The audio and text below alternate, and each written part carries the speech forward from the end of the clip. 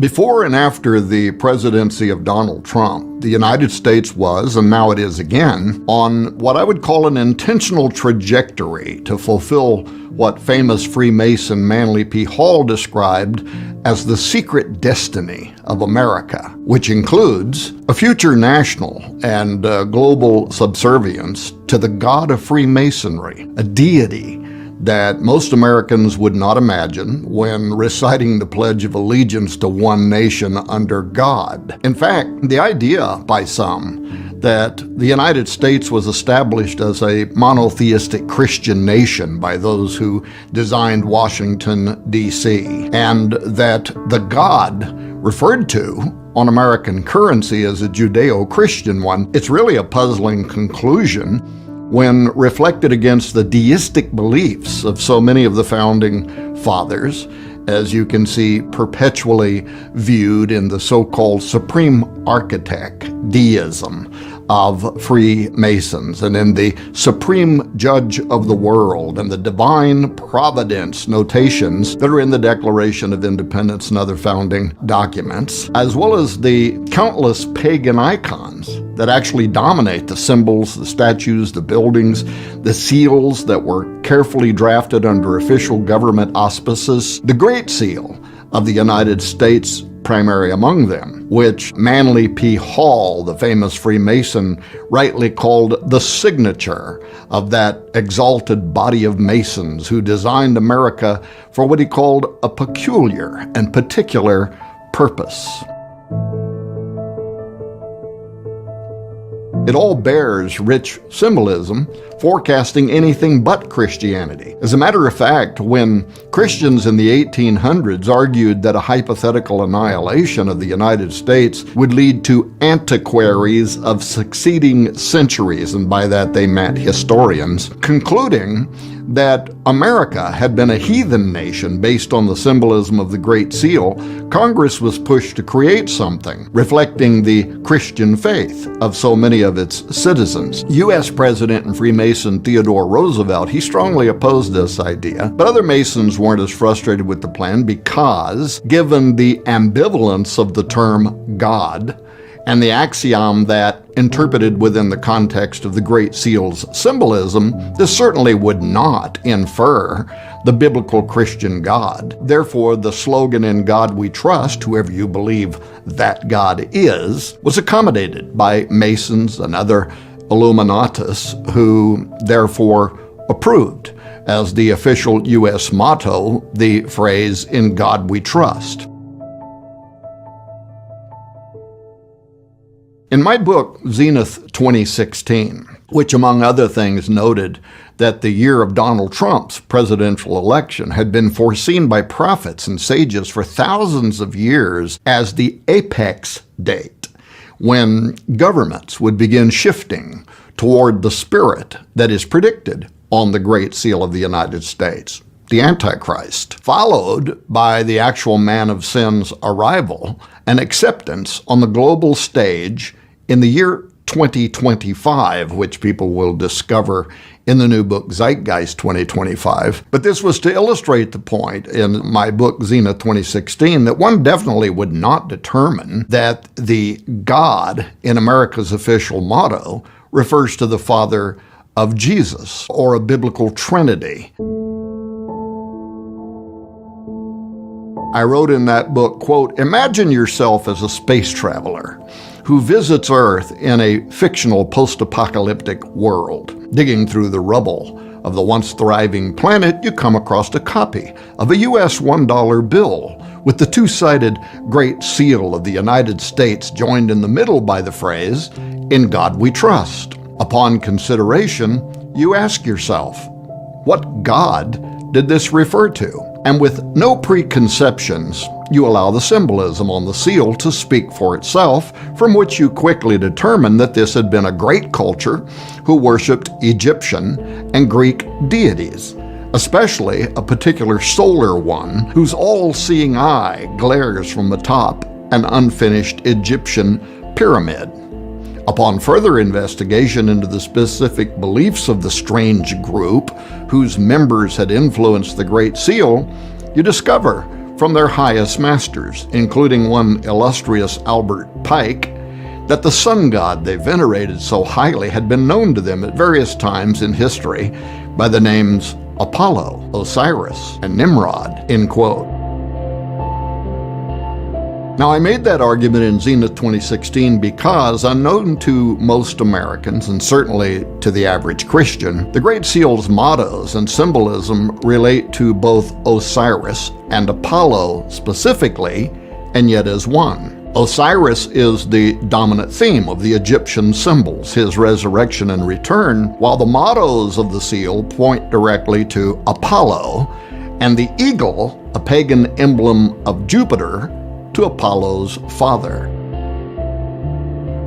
For instance, the motto Annuet Coeptus, this is from Virgil's Aeneid, in which Ascanius, the son of Annius from conquered Troy, prays to Apollo's father, Jupiter or Zeus. Charles Thompson, the designer of the Great Seal's final version, condensed line 625 of Book 9 of Virgil's Aeneid, which reads, Jupiter omnipotus, Audacibus annuet coeptus, which means all-powerful Jupiter favors the daring undertaking. He condensed that down to annuet coeptus. He approves our undertaking. While the phrase Novus Ordo Seclorum, a new order of the ages, was adapted in 1782 from inspiration that Thompson found in a prophetic line in Virgil's Eclogue 4, which reads Magnus ab integro seclorum nascitur ordo, from Virgil's Eclogue 4, line 5, the interpretation of the original Latin being, and the majestic roll of circling centuries begins anew.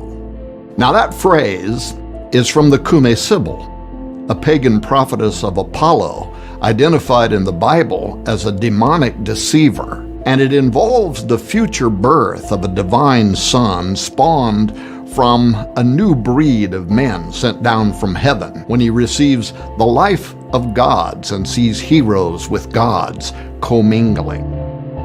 According to this prophecy, this is Apollo, the son of Jupiter, or Zeus, who returns to Earth through mystical life given to him from the gods when the deity Saturn or Jupiter returns to reign over the cosmos in a new pagan golden age, what the alignment of Jupiter and Saturn on December 21, 2020 forecast, which many, by the way, including pastors, were erroneously referring to as the Christmas star. According to the Greek texts, the Magi followed an asteroid, not a stationary star alignment, whose trajectory led them to Bethlehem. But it was the closest that these two planets have appeared together in approximately 800 years not long ago, and it did indeed forecast the arrival of a messianic son, the false one, whose spirit will reside in the beast of Revelation 17:8. From the beginning of the prophecy, referenced on the Great Seal of the United States, here's what we read. Now the last age by Cumae Sibyl sung has come and gone, and the majestic roll of circling centuries begins anew. Justice returns old Saturn's reign, with a new breed of men sent down from heaven. Only do thou at the boy's birth, in whom the iron shall cease, the golden race arise. Befriend him, chaste Lucina, 'tis thine own Apollo reigns. He shall receive the life of gods and see heroes with gods commingling, and himself be seen of them, and with his father's worth reign over the world. Assume thy greatness, for the time draws nigh, dear child of gods, great progeny of Jove or Jupiter Zeus. See how it totters the world's orbed might, earth and wide ocean, and the vault profound, all see enraptured of the coming time. End quote.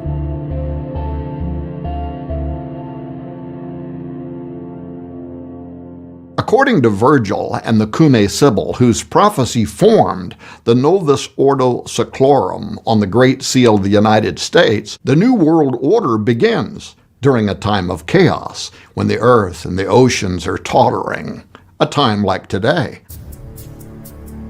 This is when the Son of Promise will suddenly arrive on earth, Apollo incarnate, a pagan savior, born of a new breed of men sent down from heaven when heroes and gods are blended together. This sounds eerily similar to what the Watchers did during the creation of Genesis 6 giants, doesn't it? And why many believe that Antichrist also represents the return of the Nephilim. But to understand why such a fanciful prophecy about Apollo, son of Jupiter, returning to Earth should be important to you, in ancient literature, Jupiter was the Roman replacement of Yahweh. As the greatest of the gods, he was a counter-Yahweh. His son Apollo is a replacement of Jesus, a counter-Jesus. And this Apollo comes to rule the final New World Order when justice returns old Saturn's reign. Now this ancient goddess Justice, who returns Saturn's reign, Saturnia Regna, the pagan Golden Age, was known to the Egyptians as Mat and to the Greeks as Demas, while to the Romans she was Lustitia. Now statues and reliefs of her adorn thousands of government buildings and courts around the world, but especially in Washington, D.C., where she stands as familiar Lady Justice, blindfolded and holding scales and a sword. She represents, according to the prophecy, the enforcement of secular law and is, according to this Sibyl's conjure, the authority that's going to require global compliance to the zenith of Satan's dominion, concurrent with the coming of Apollo. What's more, the Bible's accuracy concerning this subject is alarming, including the idea that pagan justice will require surrender to a satanic system in a final world order under the rule of Jupiter's son.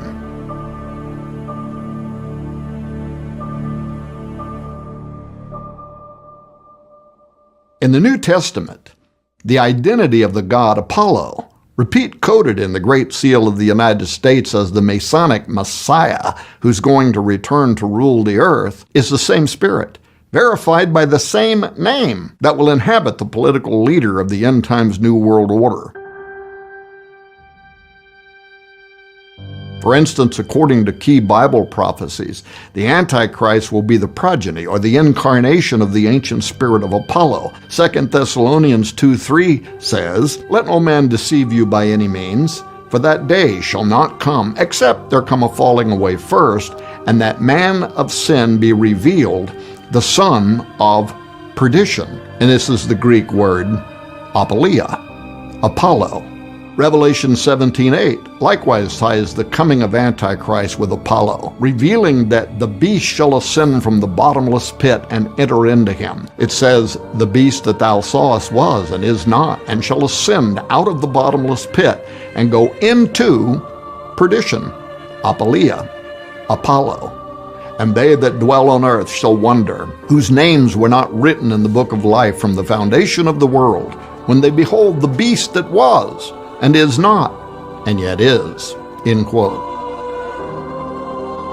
Among other things, this means that the Great Seal of the United States is a prophecy, hidden in plain sight by the Founding Fathers for more than 200 years, foretelling the return of a terrifying demonic god that seizes control of Earth in the new order of the ages. This supernatural entity was known and feared in ancient times by different names: Apollo, Osiris, and even farther back as Nimrod, whom Masons consider to be the father of their institution.